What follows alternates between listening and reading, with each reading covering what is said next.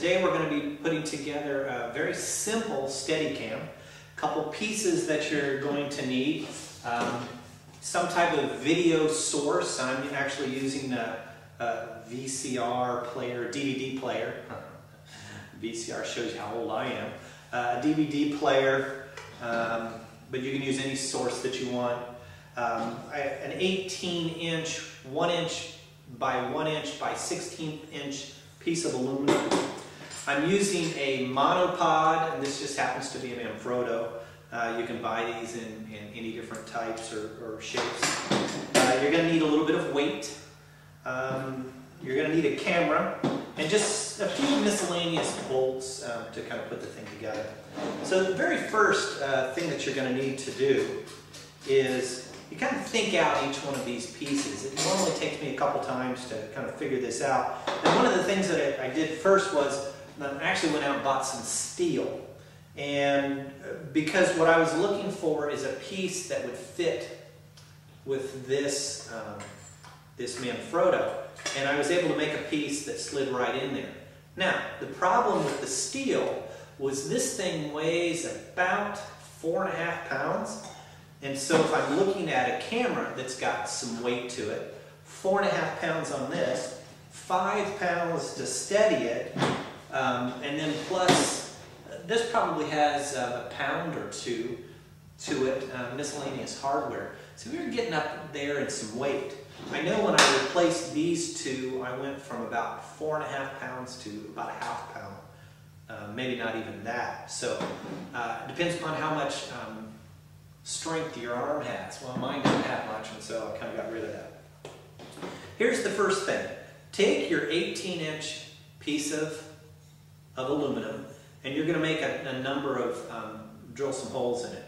You're going to drill a hole all the way through the center, and the best thing to do is to kind of chalk out a little, take a magic marker and mark out a square. File that down so that the walls are straight. Next thing you're going to do is you're going to drill a hole straight through it. Now I've got these 1/4 inch kind of carriage bolts that hold through, and that then will allow you to put that monopod down through the center. The other holes that you're going to be drilling is another 1/4 inch, and what I've done was 5 pounds, and depends upon how heavy your camera is. I've got a heavy camera. You're going to lay that on top. 2 washers. You're going to check the length on that because you want it to go through this weight and also through the bottom. And then I've just got a little wing nut. And what this does is it secures that weight down to that piece of aluminum. And the good part about that, I mean, it does allow you to kind of move it a little bit if you need to counterbalance the weight, but a lot of times I don't find that that's really an issue with what you're trying to do. The second thing is I've got some angle iron.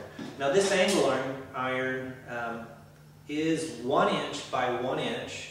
I'm sorry, it's not angled iron, it's angled aluminum. You want to try to be as loose with that as possible, but this also depends upon what type of video unit that you're using.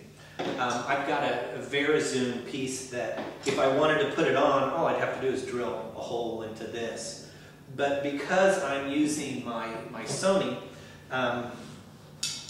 I've taken and put together these 2 pieces. I've drilled very small. This is about an 1/8 inch kind of a set screw.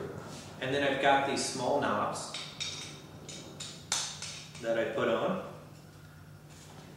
This allows me to put this together quicker. And if these 1 inch by 1 inch pieces here look familiar, I actually use them on the jib crane. So I know that I don't need them at the same time. So what I do is I set everything up and then I can move pieces back and forth. So I've got those right there. The other part is this is the same video unit that I used on the jib crane also. And what you've got to do is when you're drilling these holes, I'm not going to tell you where to put them because it still depends upon your video source. I just set it right in there. And while I'm setting it in there, I've got the bungee cord that we again used on that jib crane. And I will bungee this down.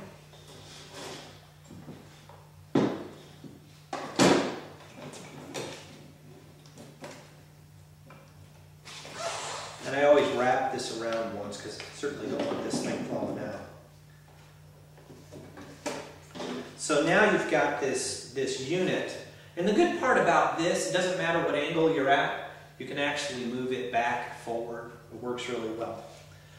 As for the monopod, I've taken and drilled a hole, 1/4 inch hole, through the end of it. I've popped off, on monopods there's a little rubber stopper at the end. And what I've done is I've found that the little stopper that comes with it doesn't hold too well because you're going to do two things. One, you still want this at the end because when you set it down, you're going to want it to rest on something. So all I do is, once I have those holes in there, drill press is really what you want on this. I mean, you can do it with a hand, but you need to make sure that your hole is straight.